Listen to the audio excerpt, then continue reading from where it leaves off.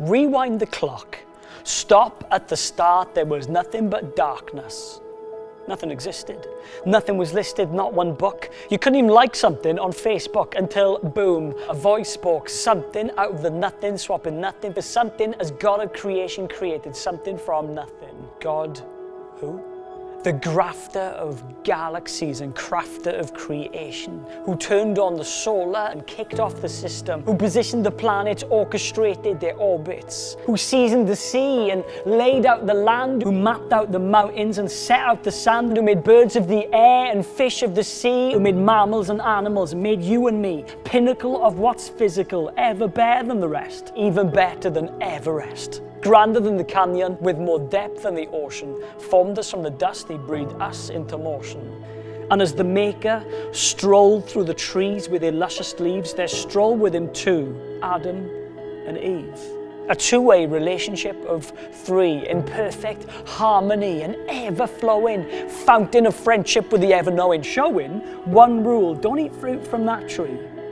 You see, that tree is out of bounds.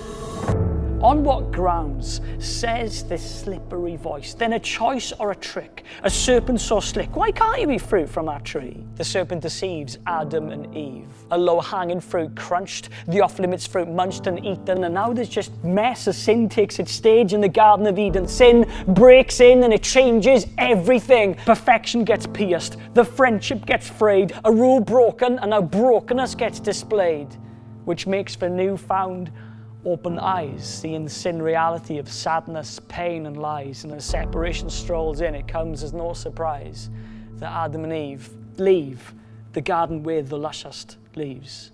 And though God, the glorious gardener, is heartbroken, from the offset he sets his restoration plan to motion. The irreversible will be reversed, the wreckage rectified, the penalty paid for, dealt with and justified. One day what you've broken, I'll fix and restore, but it won't just be a touch-up job, but perfect, even better than before. One day I'll win you back. One day we'll be together once more.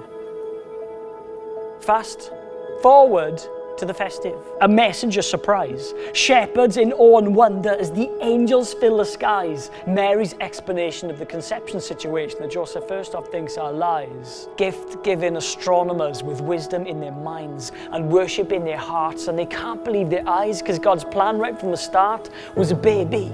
And maybe it seems there's nothing stranger, but this baby in the manger was God's son who'd rise up to become our Saviour, and what had birthed from a brokenness back when Eden friendship frayed was now carried on a cross as the penalty on him was nailed. Creation held its breath and went into mourning.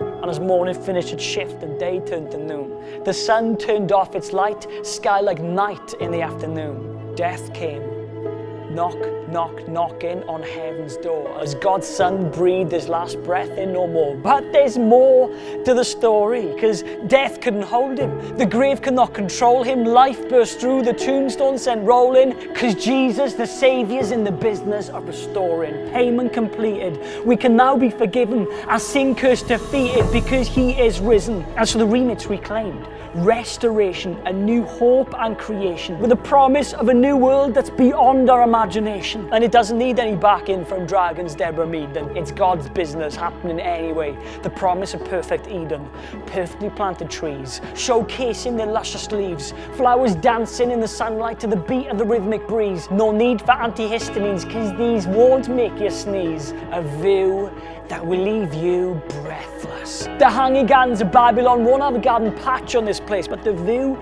is just a warm-up act compared to the main show, the God gardener himself, the maker, the molder, creator, the crafter, who invites us into paradise to play forever after.